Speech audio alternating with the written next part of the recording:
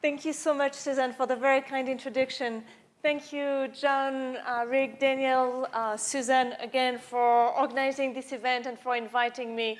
It's truly a pleasure and an honor to be here and to talk to you a little bit about my relatively new book on international peace building. So let me tell you a few words about what got me started, what got me interested in the project, and 5 years later, eventually resulted in this new book, Peaceland. I have spent the past 15 years, 17 years actually, studying international peace-building initiatives, mostly in the Democratic Republic of Congo, and I'm going to show a map later on to show you where it's located in Africa, but mostly in the Democratic Republic of Congo and also in various other African and non-African countries. And during this fieldwork, I constantly witnessed a quite puzzling pattern, which is that international interveners keep using, reproducing, perpetuating ways of working that they themselves widely view as inefficient, ineffective, sometimes even counterproductive. And by interveners, I mean expatriates who work in peacebuilding foreigners. So that includes donors, diplomats, peacekeepers, other United Nations staff members, and the staff, the foreign staff of international and non-governmental organizations. And by peacebuilding, I mean any and all actions that help promote peace during and after a conflict.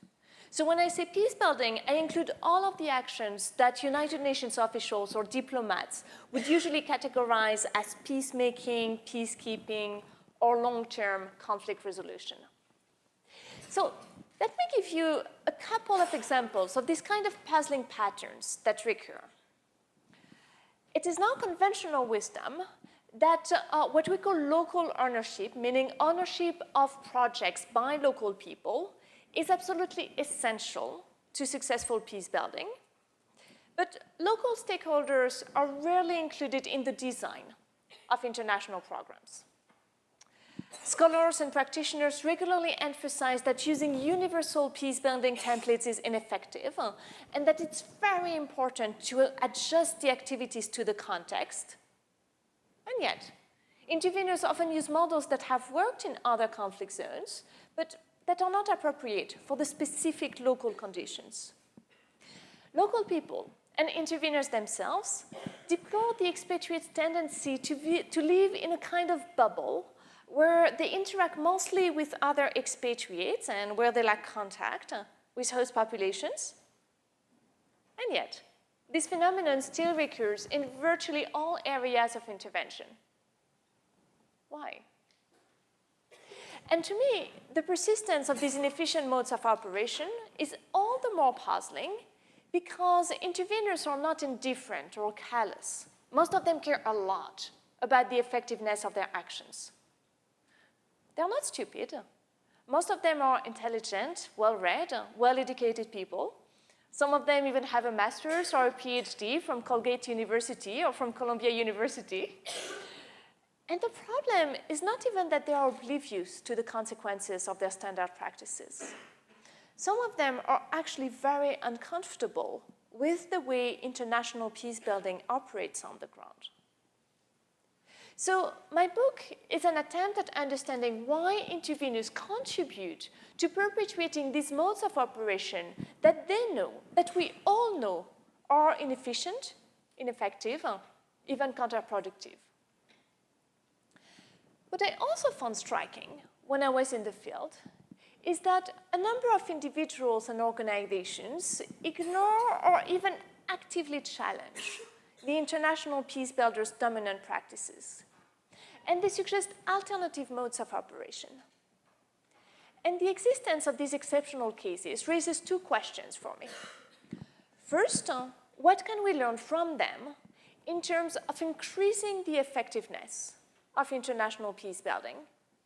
And second, why haven't they managed yet to convince their colleagues to adopt the alternative modes of operation that have proved to be more effective? So identifying the patterns and the elements that impact the effectiveness or ineffectiveness of international peace building is, of course, of critical importance to scholars, to practitioners, obviously to people living in conflict zones. Because it's true that international interventions can succeed only when warring parties are ready to stop using violence and when local, national, regional peace-building capacities are strong enough to make peace sustainable. But despite their limitations, external contributions can make the difference between war and peace. There have been a number of studies at the micro level and at the macro level that have shown that international support significantly increases the chances of successful peace building. And so when we look at the usual explanations for the effectiveness or ineffectiveness of international peace building, we see that they usually focus on three kind of big themes. First, they focus on material constraints. For instance, whether or not peace builders have enough funding to implement all of the projects that are necessary to reestablish peace. They also focus on vested interests. That is, peace builders prioritize either the pursuit of peace, which promote peace-building effectiveness, or they prioritize the pursuit of their own personal, national, organizational, military interests. And as a result, their project effectively promote these vested interests, but they have little effect on the actual construction of peace. And the last kind of explanation focuses on the imposition of liberal templates and values.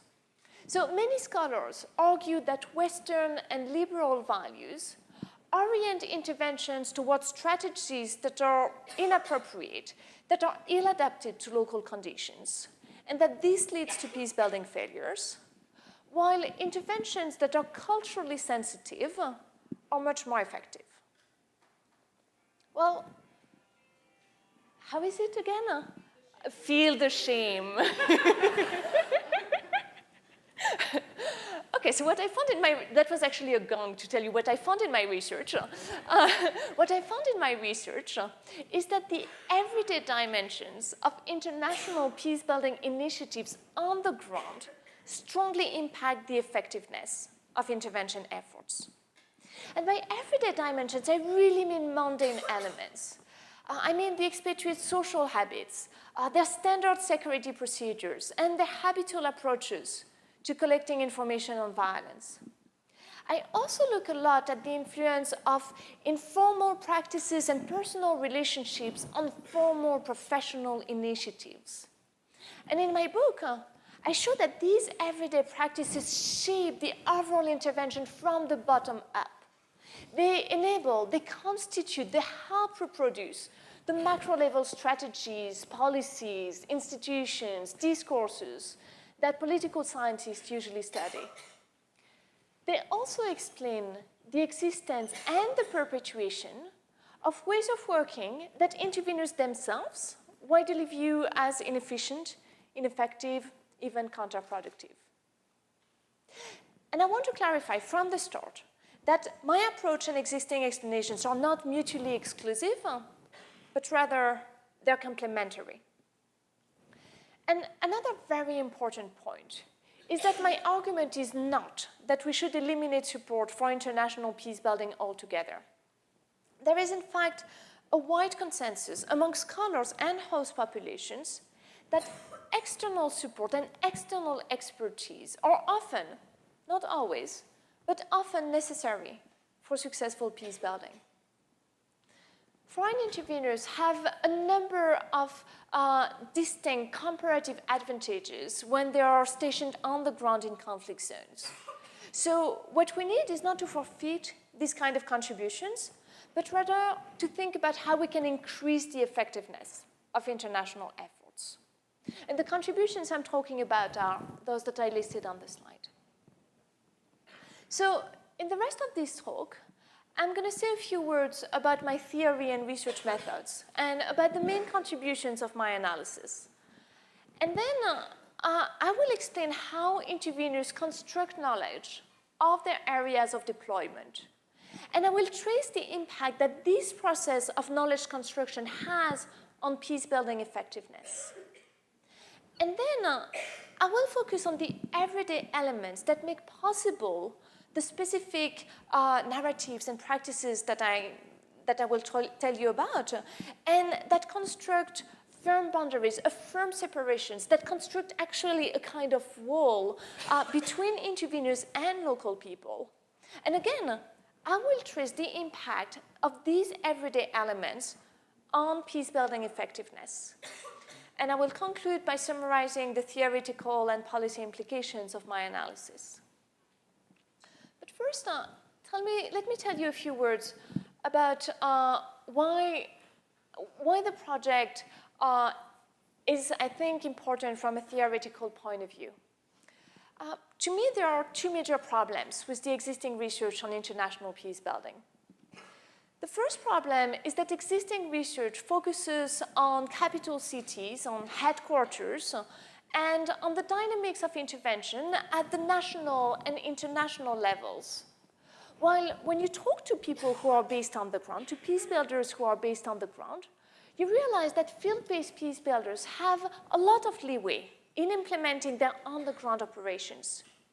Because instructions from capital cities and headquarters must always be interpreted, and because there is often a wide divide between field offices and capital cities and headquarters.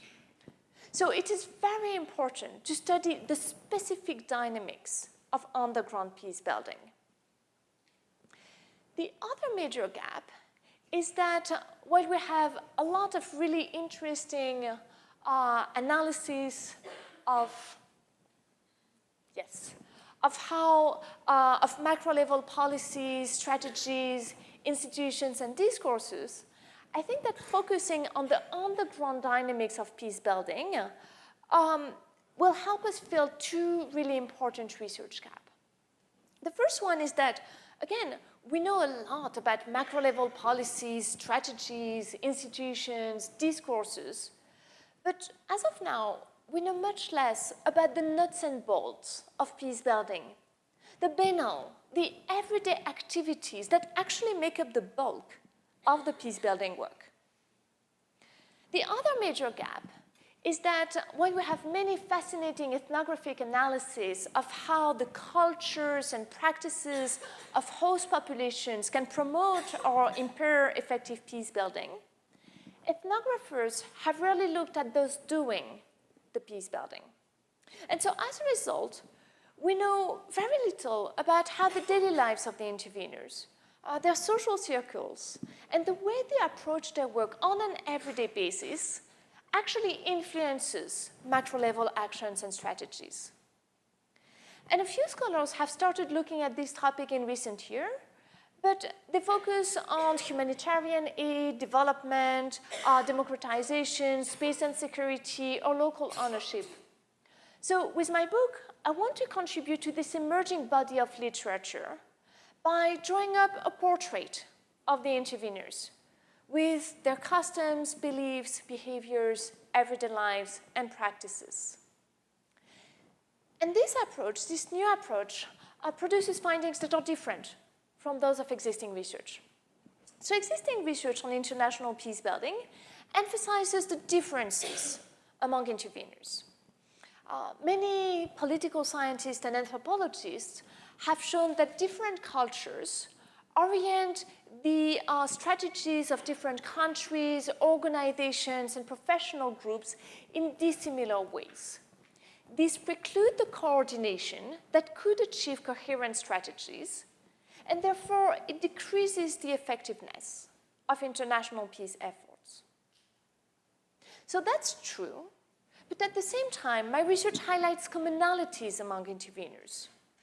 And in contrast to people who work on liberal values, on the liberal peace, I show that these commonalities reside less in shared values, shared representations, like a shared liberal agenda, but instead they are rooted in the everyday practice of peace building on the ground. And this new finding provides a fresh answer to the question of what affects the effectiveness or ineffectiveness of international peace building. I argue that the daily lives of the interveners is just as important to study as the content or the ideological dimensions of their programs. And so to document the influence of the everyday on peace-building initiatives, my research strategy has been to spend more than a year in the Democratic Republic of Congo. So that's the map I promised to show you. The Congo is important because, as you probably know, it's the theater of the deadliest conflict since World War II. And I did an ethnographic study of a community of peace builders who are based in North Kivu. And North Kivu was, and unfortunately still is, the most violent province of the Congo right now. And because of that, it hosts a very wide variety of interveners who come from all kinds of national, professional, and religious backgrounds. But while this in-depth ethnographic analysis gave me access to the culture of the interveners, I needed to distinguish between those collective understandings that were limited to the community of peace builders in Congo from those that were shared by all peace builders, independently of where they were deployed.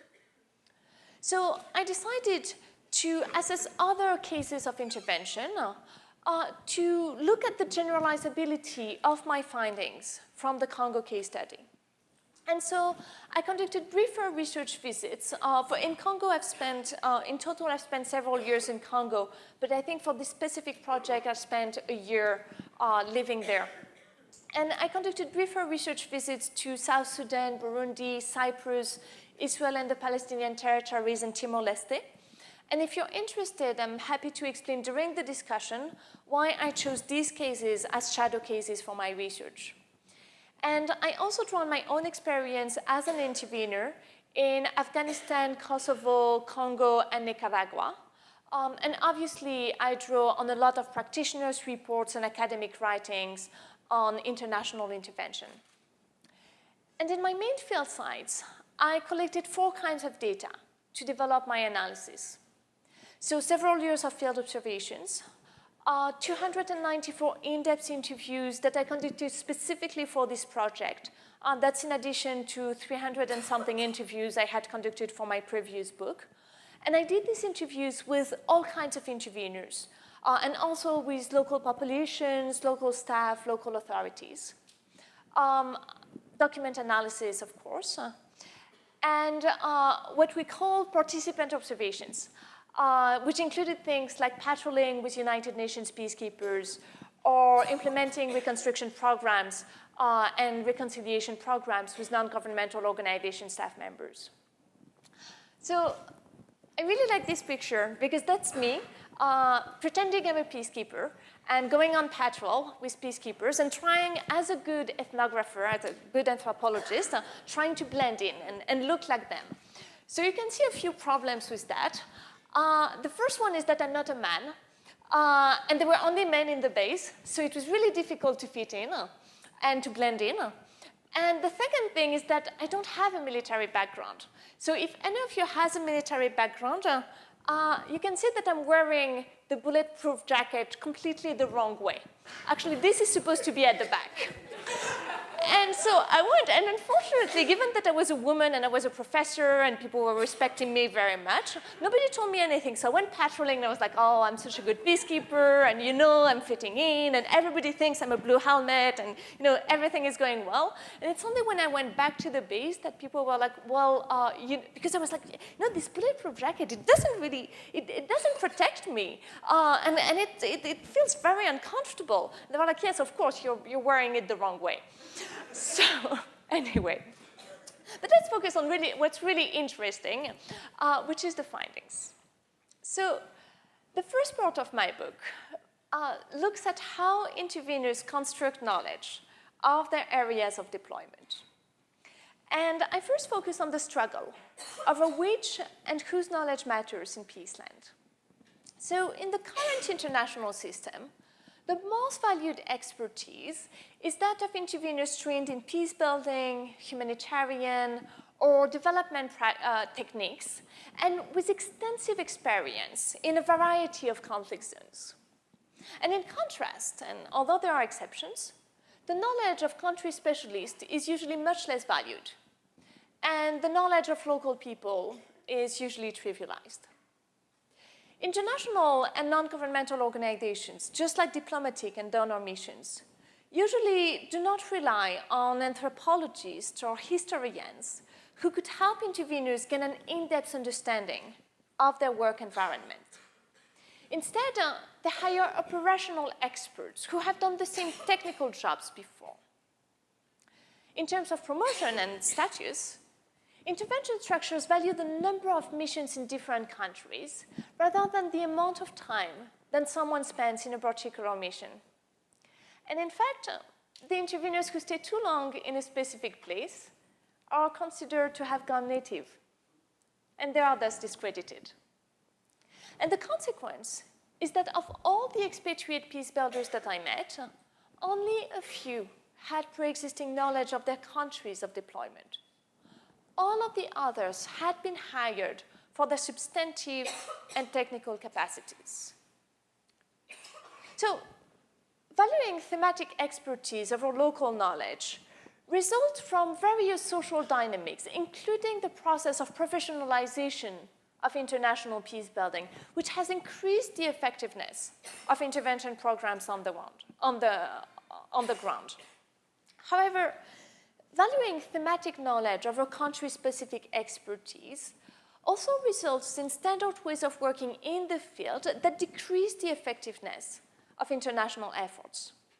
For instance, it legitimates the deployment of people who do not speak any of the local languages, even though on the ground, everyone identifies the intervener's lack of linguistic ability as one of the main obstacles for successful peace building.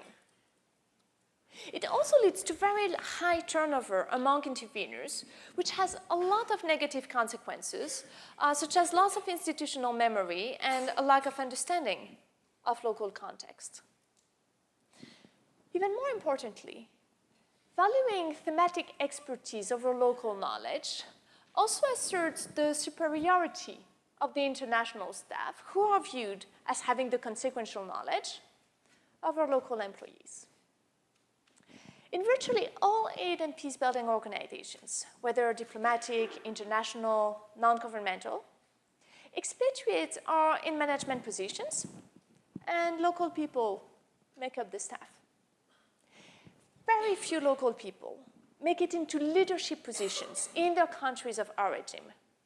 To move up the hierarchy, you have to go abroad and become expatriates.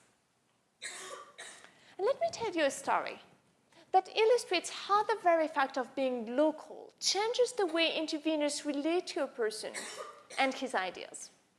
So one of my interviewees, Michel, was a Congolese businessman. And Michel is from a mixed background. He has Belgian, Portuguese, and Congolese ancestors.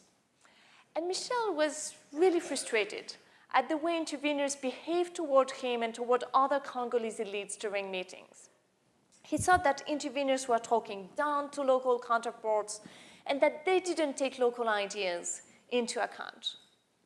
So during a meeting abroad, Michel conducted an experiment. Instead of introducing himself as Congolese, as he usually did, he pretended that he came from Puerto Rico. And the approach in the meeting was completely different. He had much more credibility and much more influence when he passed as an outsider.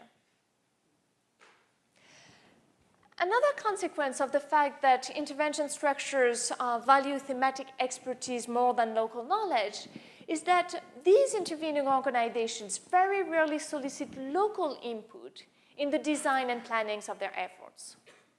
And this approach creates resentment among local people, and it is at the root of the phenomena of local contestation, resistance, and adaptation that lead to the failure of so many projects and programs, and that other scholars like Oliver Richmond and Roger McGinty have documented so well. And of course, local people regularly resist international programs for their own benefits. For instance, to pursue their own personal, organizational, military, strategic, business interests, or just because they don't care about building peace. But not all local people have this kind of vested interest. And instead, many of them truly care about building peace in their countries. And many of them would truly benefit from more stable conditions. So it's very important to understand why the people who would in fact benefit from successful international efforts instead reject or distort them.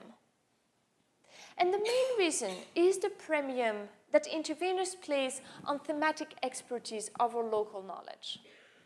In all of the countries in which I worked, local stakeholders complained that the international peace builders were arrogant and that they provided aid in a humiliating manner. And my interviewees emphasized that the arrogance resided in thinking that the international ways of working are better than the local ones, and in failing to pay attention to local ideals. And what's really interesting is that I heard these kind of criticisms against all kinds of international programs. So not only those that were obviously shaped by liberal values, programs that, for instance, insist upon organizing elections, but also programs that had absolutely no relationship with Western values and liberalism, such as programs that built foreign rather than local models of toilets to respond to water and sanitation emergencies. And my interviewees were very clear. They said that they do not resist or reject the international programs because of their content, such as the supposed Western or liberal characters of the programs. Instead, they reject the very act of imposition, regardless of whether or not they like the strategies and the values that the programs convey. And the international and non-governmental organizations that fight against this trend are excellent illustrations of the advantages inherent to valuing local knowledge on par with thematic expertise. The few comparative evaluations of their efforts that exist show that these organizations are much more effective at promoting initiatives that are locally owned and locally supported, and thus effective and sustainable. The next chapter of the book studies the everyday manner in which, in these circumstances, international peace builders make sense of their environments. And I show that interveners face multiple obstacles when they try to collect and analyze data on their areas of deployment. And I trace the key consequences of the resulting lack of understanding of local contexts. One of these key consequences is that the lack of understanding of local context entices international peace builders to rely on simple and often overly simplistic narratives to design their intervention strategies. Adopting dominant narratives offers a useful way out of the predicament that international peace builders face, given the poor quality of the information and analysis that they have. Dominant narratives emphasize a few themes on which to focus, and interveners can then believe that they have a grasp of the most important features of the situation, instead of feeling lost and deprived of the knowledge that they need to properly accomplish their work. But I developed an in-depth case study of the impact of dominant narratives on the discourse in Congo to illuminate the perverse consequences of this practice. In brief, in 2010 and 2011, when I was doing the fieldwork for this project, but even still now, 3 narratives dominated the discourse on Congo, and they oriented the intervention strategies there. And if you've read anything recently about Congo, I'm sure you're familiar with these narratives. These narratives usually emphasized a dominant cause of violence, the illegal exploitation and trafficking of natural resources. They also emphasized a main consequence, sexual abuse of women and girls. And they emphasized a main solution, reconstructing state authority. And these narratives achieved prominence because they offered very straightforward explanations for the violence. They also suggested feasible solutions, and they resonated with foreign audience. Every one of us can understand, know someone who's been victim of sexual violence. So we can relate to victims of sexual violence. And this is one of the narratives that really resonates with audiences in the West. And so thanks to the reliance on these dominant narratives, local Congolese activists and international activists have managed to put the Congolese conflict on the agenda of influential decision makers in capital cities and headquarters. So that's absolutely wonderful. The problem is that the reliance on these dominant narratives and on the solutions that they recommended has also led to results that clashed with their intended purposes, including an increase in human rights violations on the ground.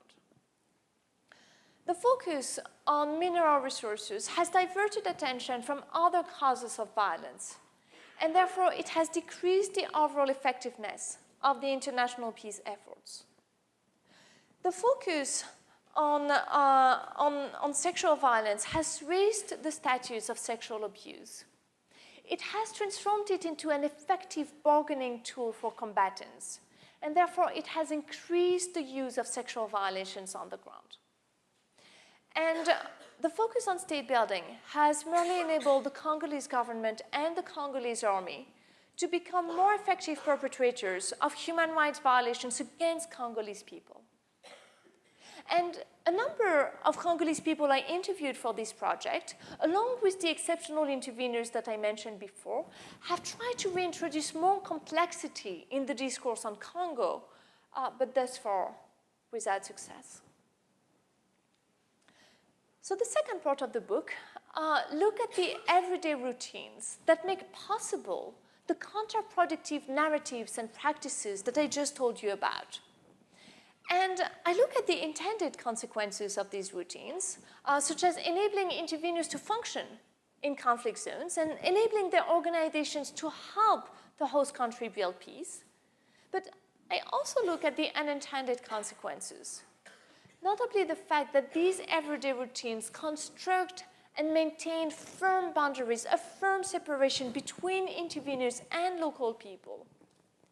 And the fact that they perform, they make visible, they perpetuate, they reinforce an image of the intervener superiority over local populations, which local populations obviously strongly resent, and that leads to resistance and rejection. So for the sake of time, let me focus on the three elements that are the most influential in constructing the walls, the boundaries between interveners and local people. The first element is that interveners share a common experience of life in conflict zones. The first one is that they actually share a common official goal. And that's something that's evident from the quote that I put at the top of the slide. Here, we're all part of a club. We're all here to help Congo. And there are, of course, numerous internal differences in the process of reaching this common goal. There are also different degrees of motivation. But the shared objectives delineate the boundaries of the interveners club. It defines who belongs to the community and who does not belong to the community. So foreign business people, for instance, are excluded for the simple reason that they do not share the same official goal. And so the group of interveners includes people coming from all kinds of national, professional, organizational, and religious backgrounds. And it's really important to keep in mind that the presence of this community of interveners does not preclude the existence of the internal divisions and tensions that other scholars have documented. And if you're interested, I'm happy to explain during the discussion how the similarities coexist with the differences. But what's really interesting is that on the ground, two elements transform this loose group, with a lot of internal divisions and tensions, into an actual block with firm boundaries. The first element is that, as I was mentioning before, interveners share a common experience of life in conflict zones. And that goes well beyond the shared characteristics that we all know about, like the fact that interveners drive in big SUVs, that they have favorite bars, inside jokes, favorite topics of discussion. Beyond these superficial characteristics, I show that the feeling of belonging to a specific group is rooted primarily in the fact of being a foreigner, living and working with no family life, constant fear, lack of basic facilities, and usually a job that is emotionally draining. And the quote that I put on the slide is typical of what I heard during my interviews and what I observed and experienced during my fieldwork. In war situations, you are in it together, in a country that you do not know, where people speak other languages that you do not understand. We, interveners, we interact with local people all day long, but there are times when you want to eat your own food, listen to your own music, speak your own language. And at that point, my interviewee stopped and she looked me in the eyes and she said, "You and I, we have millions of things in common." And you have to realize, I've never met this person before. And very clearly, we have completely different backgrounds in terms of national origin, profession, organizational affiliations.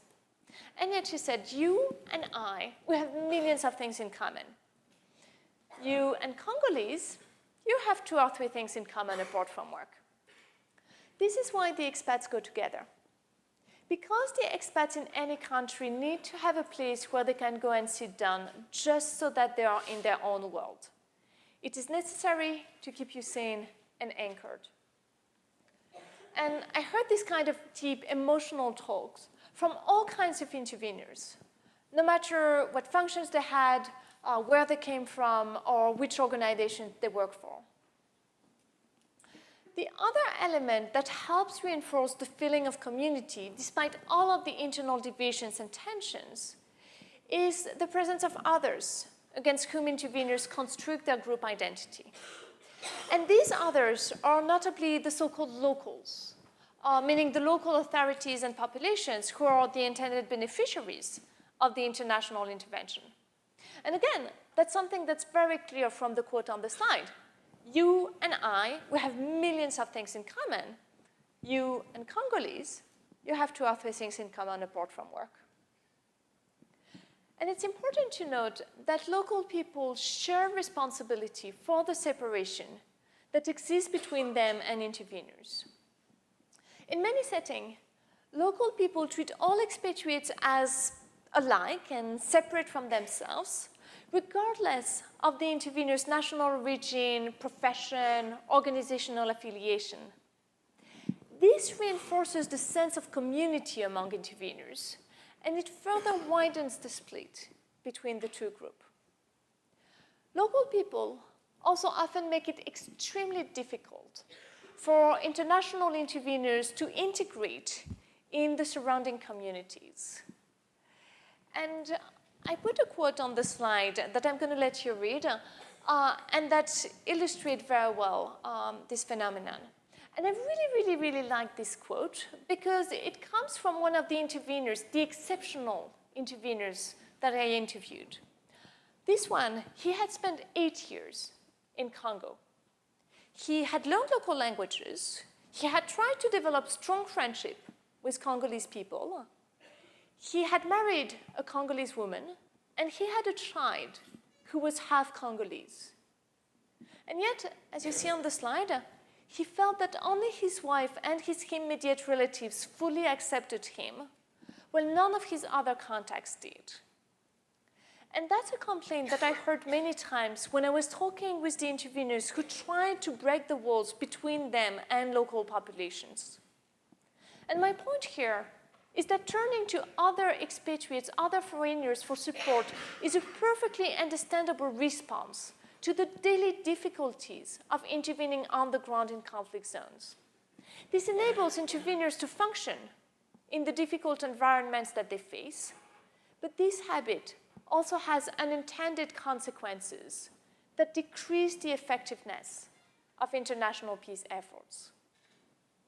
And in the book, I showed that many other everyday routines that interveners have to follow on the ground just to be able to live and work on an everyday basis, all of these routines have the same kind of counterproductive consequences. Take, for instance, the very fact of having to help be your primary objective and identifying local populations and authorities as beneficiaries. This actually embodies a claim to the moral high ground, as was evident in the saying that constantly recurred in my interviews in Burundi, Sudan, and Cyprus: the hand that gives is always higher than the hand that receives. Take also the interveners' standard security routines, such as driving with the doors locked and the windows closed and living in a compound. Well, these security routines are perfectly understandable responses to danger, but at the same time, they further separate interveners from local people. In the words of a Kenyan interviewee, they transform expatriates into other kinds of human beings. They also reinforce the data collection and analysis problems that interveners face because they curtail the expatriates' knowledge of the local realities that they want to change. And in the book, I study many other routines, such as searching for neutrality and impartiality, advertising actions, perpetually writing reports, and quantifying the results of actions. And again, I show that all of these routines are perfectly understandable responses to the daily difficulties of intervening on the ground in conflict zones. These routines enable interveners to function in the difficult environments that they face, but they have a lot of counterproductive consequences that include perpetuating this image of superiority of the interveners and perpetuating the separation between interveners and local people. And again, the interveners who challenge these personal and professional routines, who develop personal and social relationships with their local counterparts, who remain low profile and avoid advertising their actions, and who forego standard security routines, these people end up implementing projects that are much more effective. So overall, my project suggests a new approach to the study of international peace building. An approach focused on the everyday practice, the everyday dimensions of international intervention on the ground. This new approach produces findings that are different from those of existing research. Existing research on international peace building emphasizes the differences among interveners, while my research highlights commonalities among them. And in contrast to the body of research on the liberal peace, I showed that these commonalities reside less in shared representations, such as a shared adherence to Western liberal values, but they lie instead in the everyday practice of intervention on the ground. And these new findings suggest a fresh answer to the question of what affects the effectiveness or ineffectiveness of international peace building. Macro-level actions, policies, strategies, and discourses are not the only determinant of peace-building effectiveness. The everyday practice of peace-building on the ground also matters tremendously. And it is by looking at these everyday practices and habits that we can understand why interveners contribute to perpetuating modes of operation that they know, that we all know, are inefficient, ineffective, even counterproductive. Everyday practices, habits, narratives are perfectly understandable responses to the daily difficulties of intervening on the ground in conflict zones. They enable interveners to function in the difficult environments that they face, but these habits have counterproductive consequences that decrease the overall effectiveness of the international peace efforts. And of course, I have developed a lot of policy recommendations based on this analysis. I think I have something like 30, 40 pages of that in the book. But the time for my presentation is almost up, so I'm just going to take 1 minute to emphasize the main ideas. International interveners could rebalance the role of local and thematic knowledge by following the model of the exceptional interveners that I mentioned during this talk. So concretely, that would mean changing recruitment and promotion practices for interveners, relying much more on local employees, involving local communities in novel ways, and even more important, creating tools and structures to gather local input from surrounding communities and intended beneficiaries. We could also help break the boundaries between interveners and local people by, again, creating tools and structures for better socialization between interveners and local people, or by promoting socialization between interveners and their local counterparts, and by convincing interveners to forego standard security routines and the requirement to advertise their actions. And local people could further help break these boundaries by changing the way they routinely interact with foreign peace builders. So this is a very brief summary of a 350-page book and 15 years of research. And so I'm more than happy to answer any questions on any of my points during the discussion if you're interested. Thank you so much.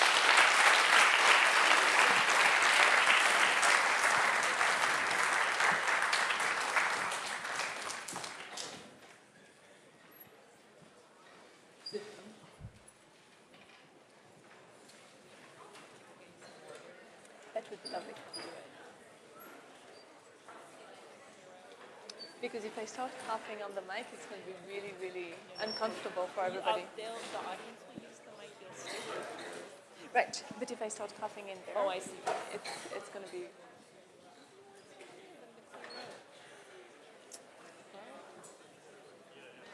At least they stayed until the end, which was very nice.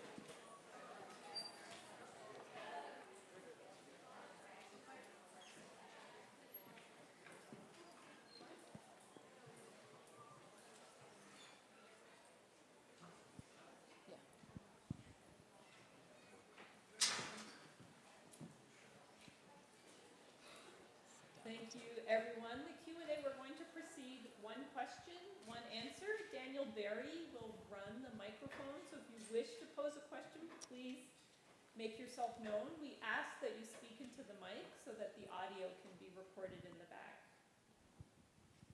Can I be in? Luke, go ahead. All right. Thank you. You spoke about in your work the United Nations and a couple of other organizations use the top-down approach. Yeah. Are there organizations that use a bottom-up approach, and do they generally come from more local arenas, such as for instance, in South Sudan and in the Congo, potentially the African Union? Do they intervene in a different way? So yes, and you were referring about my first book where I was talking very much about, I talk about that in the Peaceland book, but that was the main point of my first book, the fact that international and non-governmental organizations and diplomatic and donor missions usually work from the top down, while what we need is both top-down and bottom-up peace building work to have effective peace building. And so I wish I could tell you that yes, because when I was starting the research for my Peaceland book, I was very much into African solutions for African problems and Asian solutions for Asian problems and everything. That was very one of the dominant fad on the international scene when I went into the research. And so I really wanted that to work out. And in fact, no, the African Union, for example, doesn't work any differently in terms of the everyday practices that I've mentioned or in terms of adopting a top-down versus bottom-up work. Doesn't work any differently than the United Nations. And it's the same thing if you look at other regional organizations like ECOWAS or regional organizations in Asia or in Latin America. They have the same kind of everyday practice, habit, this dominant top-down approach. So there are organizations that use a bottom-up approach, and there are organizations, again, that challenge many of the everyday practices and narratives that I've mentioned in this talk. But I can't tell you it's going to be African organizations or European, or I can tell you non-governmental organizations are better than the United Nations. It's a much more complicated process. Thank you. Thank you very much for your presentation. I think it's pretty, I don't know, revolutionary may be the wrong word, but it's pretty remarkable.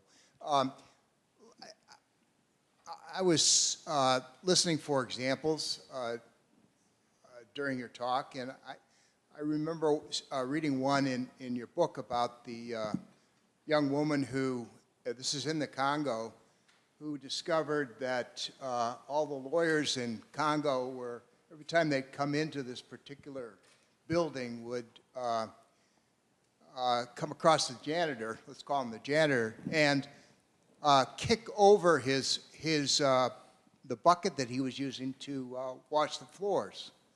And she thought that was outrageous. Could you relate that story? Because I think I found that very instructive. Thanks. Yes, it's one of my favorite stories. It's actually a good friend of mine. So she was working as a volunteer for a Congolese-run organization, a Congolese think tank. And so she would arrive in the morning, and every day she would arrive in the morning and she would see the janitor who was really hard at work trying to clean the floor. And in Congo, you don't have a lot of material for cleaning and everything. So he was like actually on his knee cleaning the floor. And then she would realize that every time you had a senior Congolese member of the think tank, and there were a few of them, like 3, 4 of them, every time one of these person arrived, he would look around, he would see the janitor cleaning the floor, and he would arrive and bam! Big kick in the pot of water, and then the floor would be dirty again, and the janitor would have to start again from scratch.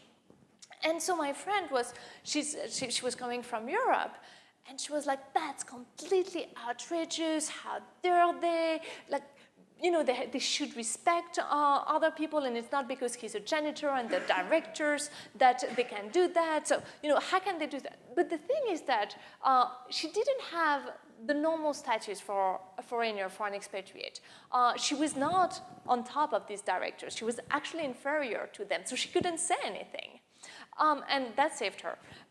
So she couldn't say anything. And also she's someone, she had worked for 20, 30 years in other parts of Africa. So she was like, there must be something. She was used to cultural differences. She was like, before I start arriving with my values and with my moral outrage and telling people what to do and how to do it, I'm going to try to make sure that I understand what's going on. So she waited. And then after maybe 6 months, she realized, and after talking at a point with the janitor, she realized that people were doing that the directors were doing that on purpose, and it was actually meant in a very nice way.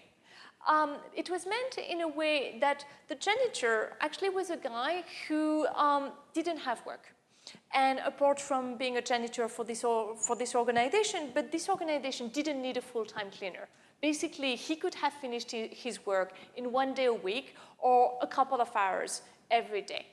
And the thing is that if he went back to his neighborhood, he was living with his sister because he was very poor. So he would be sitting at home with his sister.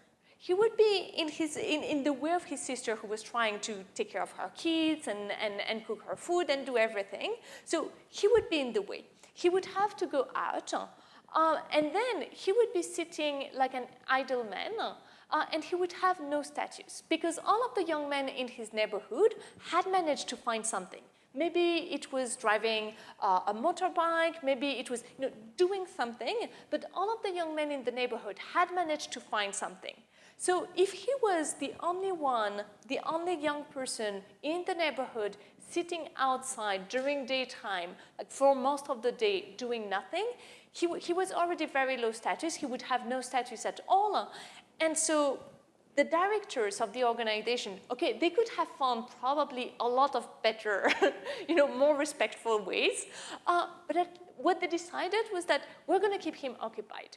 So instead of having to work 1-2 hours every day, well, by kicking the bucket of water, they made sure that he was occupied until noon or 1 p.m. And at that time, then he would be able to go back home. And so I use this story in the book to show how it's important, how things that, on the face of it, you arrive as a foreigner, or even as someone, I'm sure someone from Kinshasa, from the Congolese capital, would have arrived there, may not have understood exactly what was going on. So you arrive as an outsider, you see things that are extremely shocking that you don't understand. You want to intervene because you really think that intervening would be good. You protect the janitor who's being humiliating repeatedly every day. But by doing that, without understanding the ins and outs of the situation, you're making things worse. And so that's a story to me that illustrates how you really need to take time to understand what you're getting into and to make sure that you're not worsening the situation.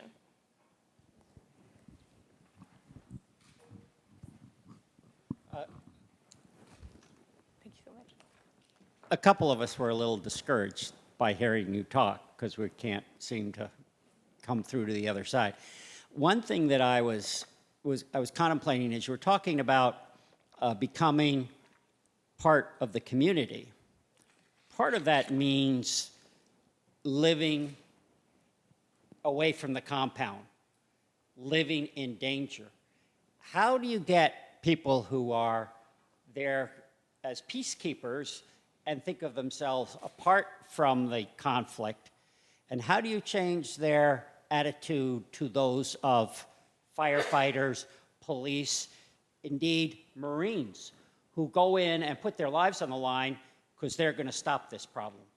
And it seems to me that peacekeepers are going to have to become more like that. And maybe I'm wrong, but how do we get so that people who are thinking, I'm here for peace, have to put their life on the line? So that's the million-dollar question, but I have a very simple answer to that. It's that actually doing what I'm recommending, so going outside of your compound and going into the community is a better way to protect yourself. So there has been studies on the security of humanitarian aid workers and of peace builders. And the studies have shown repeatedly that basically you have two kind of big ways to promote your security when you're an outsider in a conflict zone. You have the first way, which I call bunkerization. So basically, you isolate yourself. You live in a bunker. That's the military way. And that's also the way that increasingly since the late 90s, all of the peace builders and humanitarian aid workers have started using. So you really isolate yourself from your surrounding, and you have these big barbed wires and all of that stuff that I showed you. And then you have the other way, which is what we call the acceptance approach to security, being accepted by your environment, your community. So that means you go into the community, you leave your compound, you go and live in the community, but you also make sure that you have contact with everybody. So it means that if you work in a place where there are terrorists, well, you have contact with the terrorists. If you live in a place where you have 10 different ethnic groups and 10 different warring parties, you have contacts with the 10 different ethnic groups and the 10 different warring parties, and you make sure they understand why you're here, what you're doing, and that you're not a threat to them. And so that's something that takes a lot of time, because you're constantly keeping your contact and constantly making sure that everybody knows who you are and what you're doing. But I mean, first, it helps with the other parts of your work, because if you have all of this contact, well, it's much easier to get things done as a peace builder. You also have a lot more information and much better information. You understand things better. And also the comparative studies that have looked at people who use the acceptance approach and people who use the bunkerization approach have shown that acceptance is a much, much better way to protect yourself. You have much fewer security, like really, really much fewer security incidents. And when you have security incidents, they're not as bad as with the other ones. So of course, you're going to tell me, well, there are places like Somalia, for example, or Afghanistan, where if you're American in Somalia or in Afghanistan, you're going to try to use the acceptance approach, but it's not going to work out. So yes, there are places that are different, but first, they are not the majority of the places, thankfully. So in the majority of the places, we can have this acceptance approach being used much more frequently. And in the places that are really where you can't use it completely, there are ways to protect yourself in a way that doesn't isolate you too much. So one of the examples from a report I read on security that I really like is the example of the sandbags. So to protect your compound, to protect your house against attack, often against some kind of military attack, you put sandbags. You're familiar with the sandbags that you put in front of your wall as a way to reinforce your wall and to absorb any kind of bullet or any kinds of projectile. But the thing is that you don't need to put the sandbags in the outside, in front of your wall where everybody can see them. You can also put them inside. It's going to be just as effective, but the psychological result for people who are outside and who are looking at your house is going to be completely different. So there are very minor things that you can do. Or another thing you can do is making sure that you have a house that is a few meters away from the road, rather than being right on the side of the road. That also helps protect, increase your security. So there are minor ways you can protect yourself that won't increase the isolation. But the other thing, so you're not asking them to risk their lives, you're asking them to be actually safer. But it's true that you need to have people who want to do that and who want to go in the community and live in the village and live with people. And that's why I was saying that we need to change the recruitment. So far, it's very rare that I meet people who are trained as anthropologists, for example, when I'm on the ground. But seriously, if you want to have someone who's going to engage with communities, are you going to hire an economist or a political scientist? And I'm a political scientist myself, right? So are you going to hire an economist or a political scientist, or are you going to hire an anthropologist? Also, it's very rare that in international organizations, people are hired because they really want to go to that place. Like usually, it's not a thing that recruiters value. And my husband is a recruiter, and I keep telling him that he has to use that criteria. But no, it doesn't work, because you're supposed to be deployable to any conflict zones. So if you don't hire people who really want to go to a specific place so that they learn about the culture, so that they learn about the environment, then these people, when they arrive on the ground, it's no wonder that they don't want to get out of their compound and their house, because that was not the first, their primary motivation to come in. That was not to discover the culture, the country, everything that was going on around them. So yes, you do have to have a change of recruitment and a change of mentality for that.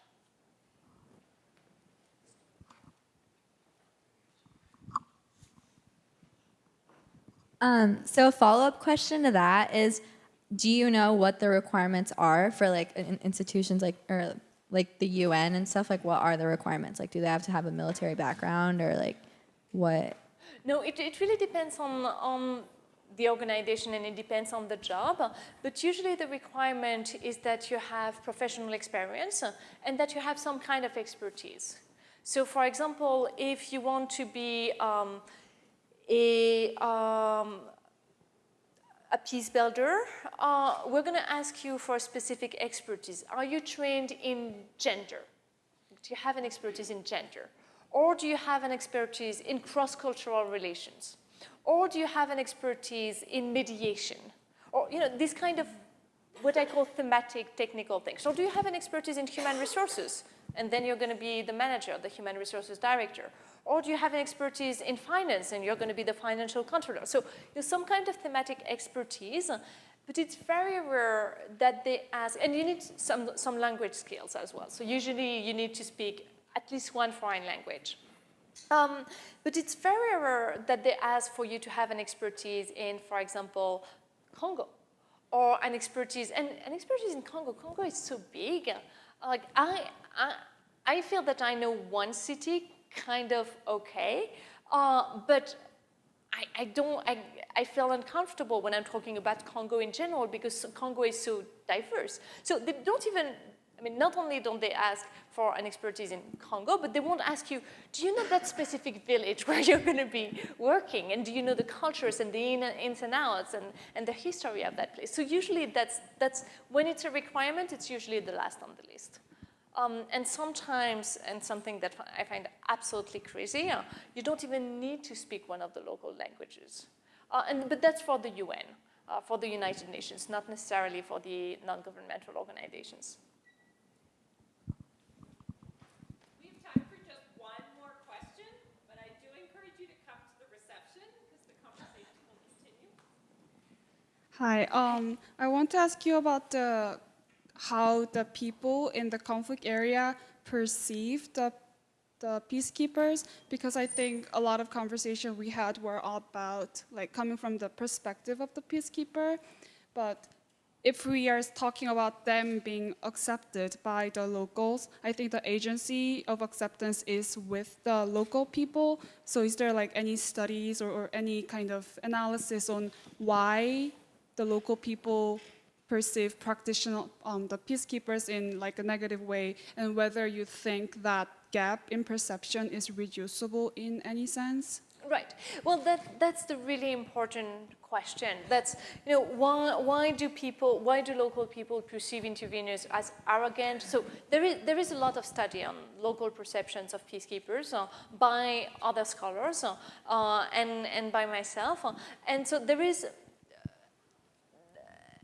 this, it really depends on, you know, the time, the place, the country, the village, etc. But if we want to generalize, we can say that the perception is often much more negative than you would think and that you would hope. And it's much more negative than what peacekeepers need to do a proper job. And so trying to understand why there is this negative perception, you have different explanations. So other scholars have said, well, it's because they come from a Western background, or it's because they have so much more money, and I agree. But I think, to me, what's really important is to understand these perceptions, these negative perceptions, is, again, these everyday practices. And the fact that on an everyday basis, local people are not going to have a good perception of you if you don't try to understand what's going on around you, if you live in a bubble with other expatriates, if whenever you go outside of your compound, you're too scared to walk outside, so you're in your armored vehicle, or you're in your car with the doors locked and the windows closed, you live in your compound. If you have a negative perception of local people and you actually talk about it enough that local people can know, your local colleagues can know about that. So all of these everyday things that I've been talking about, they are, to me, a big part of what contribute to this kind of negative perceptions. Séverine, thank you. Thank you so much.